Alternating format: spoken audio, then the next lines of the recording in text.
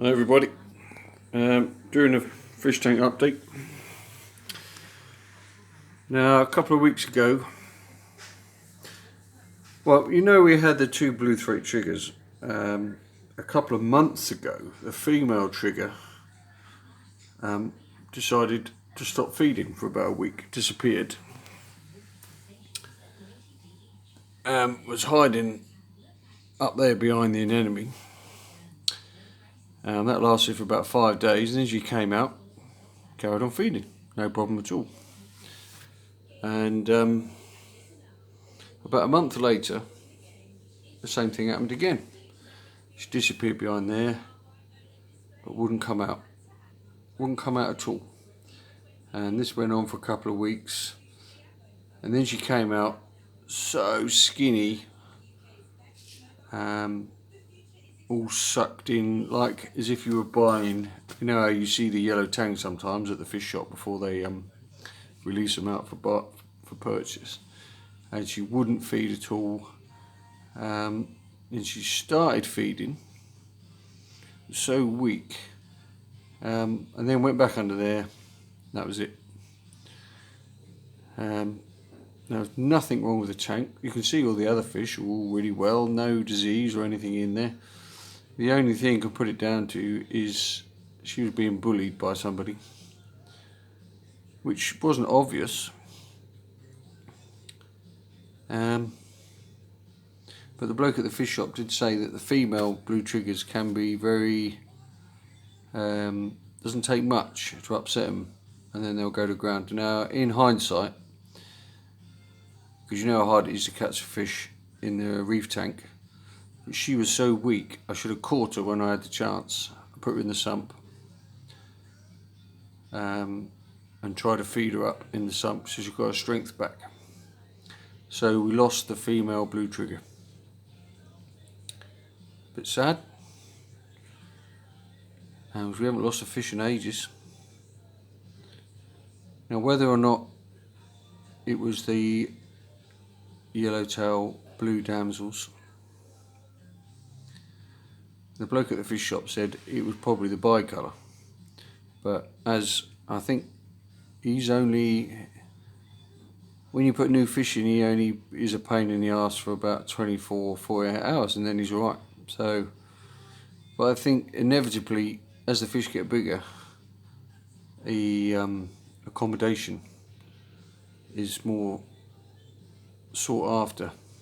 So we'll change the tank around to create a lot more, try to raise the rocks up as much as possible on small pieces of rock to create lots of hollows and what have you, like in there, big hollows big enough for these fish to get in, because some of them are getting quite a size and they're only going to get bigger.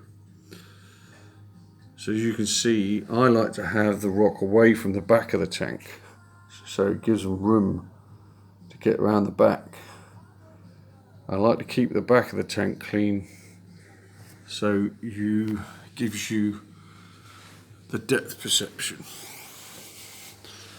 You can see, it's hard to see with nanas there, but you can, I only got 2 rocks leaning on the back glass, so they can get round the back.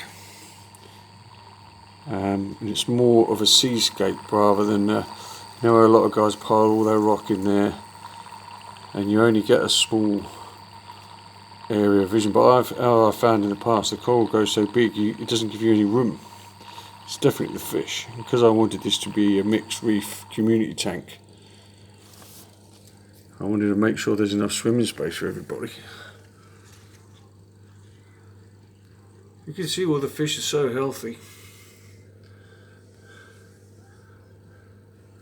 But the Lamarck is definitely the fat one. Look at him coming up here. The trigger's got what looks like bristles from a brine shrimp stuck all in his mush from probably last night.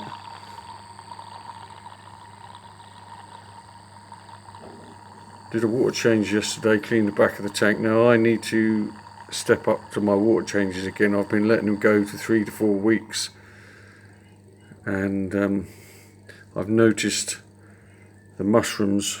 I know the tank's quite turbulent, and the green mushrooms, which were taking over the place, they don't like the turbulence and they sort of spread out a little bit. But I'm going to try and step up to my water changes back up to every 2 weeks.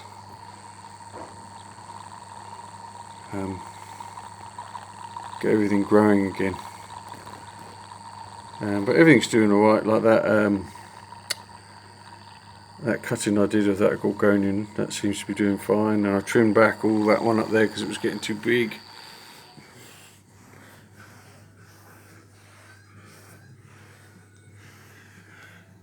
My mushrooms all laying over a little bit because I'd moved everything around yesterday. I need to get rid of a couple, and that big one's getting too big again. I need to get rid of that. I don't know if you remember, about a year and a half ago I got rid of a big one which was about 24 inches across. When he's open, he's about 18 inches across, I suppose. That one there is 8 to 9 inches, maybe bigger than that. You know, quite big.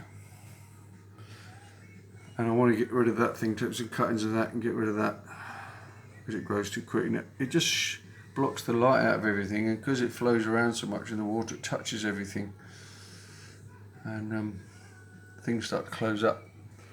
That's the only trouble with soft corals, they do grow.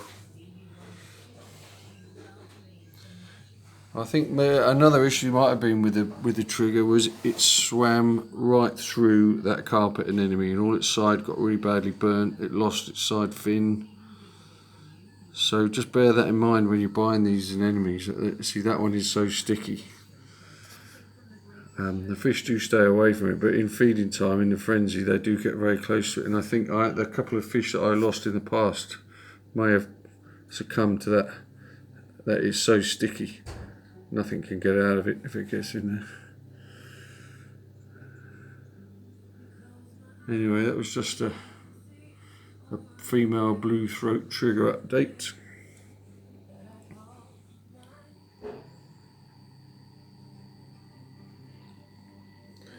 There's quite a lot of particles in the water column, and it's when I do a water change and I stir the bottom up, the goby down there, he will go mad sifting the sand, so it creates quite a lot of sand floating around in the tank.